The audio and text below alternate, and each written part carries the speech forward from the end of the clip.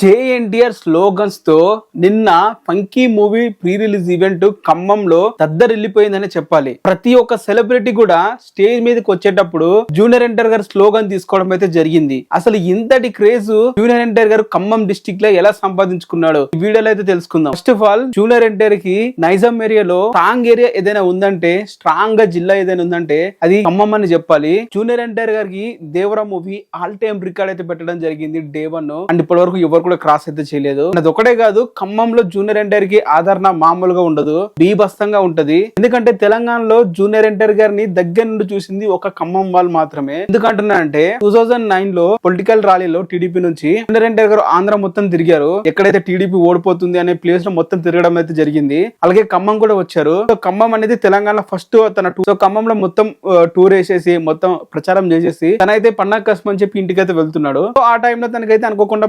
జరగడం అయితే జరిగింది. సో దాని తర్వాత తెలంగాణలో ఎక్కడ కూడా తారకన్న ప్రచారం అనేది చేయలేదు. సో దాని తర్వాత లేకుంటే అప్పటికైనా మామూలుగా ఉంటే మొత్తం తెలంగాణ మొత్తం వరంగల్ గానీ, మెదక్ గానీ, లేకుంటే కరీంనగర్ గానీ ప్రతి ఒక్క ఏరియాలో కూడా వెళ్ళేవాడు. బట్ ఒక ఖమ్మం వరకు ఆగిపోయాడు. సో ఖమ్మంలో తారకన్నకి ఈ రేంజ్ లో ఫ్యాన్ బేస్ అనేది అంతకు ముందు నుంచే ఉంది అండ్ ఆ తర్వాత ఇంకెక్కువగా పెరిగిందనే చెప్పాలి. ఎందుకంటే ఖమ్మంలో ఒక్కొక్కసారి సీనియర్ ఎన్టీఆర్ గారు కూడా అక్కడ నుంచి అయితే పోటీ చేసి గెలవడం అయితే జరిగింది ఎమ్మెల్యేగా. ఇవన్నీ ఎందుకు చెప్తున్నారు అసలు మెయిన్ మ్యాటర్ లోకి రా అంటే మాత్రం నిన్న funky movie pre release event అయింది. దాని మూవీ ప్రొడ్యూసర్ వచ్చేసి నాగవంశీ అండ్ విశ్వక్సేన్ జూనియర్ ఎన్టీఆర్ గారి ఫ్యాన్. అండ్ మనం కొత్తగా నిన్న మనం చూసిన ప్రీ రిలీజ్ ఈవెంట్ లా అనుదీప్ గారు అలాగే హీరోని ఖయాదా గారు ఇద్దరు కూడా జై ఎన్టీఆర్ అని చెప్పి స్లోగన్స్ అయితే తీసుకోవడం అయితే జరిగింది. అండ్ అనుదీప్ గారు ఇప్పటి వరకు ఏ కూడా స్లోగన్స్ అనేది వేయడం నేనైతే చూడలేదు.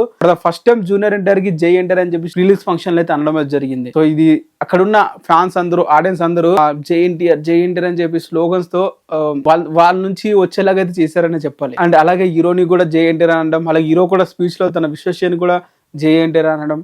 సో ఇది ఒక కామన్ ఎమోషన్ లాగా అయిపోయింది విశ్వసేన్కి అలాగే నాగవంశీ గారి మూవీస్ కి. ఏ మూవీ అయినా చూడండి జూనియర్ ఎన్టీఆర్ కామన్ ఎమోషన్ అని చెప్పాలి నాగవంశీకి అయితే మాత్రం. అండ్ అలాగే విశ్వసేన్ కూడా. విశ్వసేన్ మూవీ రేపు అయితే రిలీజ్ అవుతుంది ఫంకీ. మరి ఆ మూవీని ఎంత మంది చూడడానికి రెడీగా ఉన్నారు అండ్ నేనైతే వెళ్ళడానికి అయితే రెడీగా అవుతున్నాను, చూడడానికి కూడా రెడీగా ఉన్నాను. జై ఎన్టీఆర్ అన్నాడని కాదు, తన మూవీస్ రీసెంట్ గా లైల తర్వాత ఇది మంచి ఒక అనుదీప్ నుంచి ఒక కంబ్యాక్ మూవీ ప్రిన్స్ తర్వాత అని చెప్పి నేను భావిస్తున్నాను. సో డెఫినెట్ గా బాగుంటుంది. అలాగే అనుదీప్ కామెడీకి నేను ఫేవరెట్ కాబట్టి ఈ మూవీ నాకు నచ్చుతుందని చెప్పి అనుకుంటున్నాను. మరి మీ ఒపీనియన్ ఏంటి ఈ మూవీ మీద కింద కామెంట్ చేయండి.